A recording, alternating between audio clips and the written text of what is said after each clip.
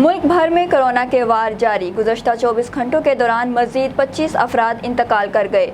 मुस्बत केसेस की शरह 3.65% रिकॉर्ड की गई। आलमी वबा से अमवात का सिलसिला जारी। मुल्क भर में मज़ीद 25 अफराद जाँ बहक हो गए। मजमूई अमवात की तादाद 22,520 हो गई। मुस्बत केसेस की शरह 3.56% रही। NCOC के मुताबिक पाकिस्तान में एक्टिव केसेस की तादाद 35,573 है।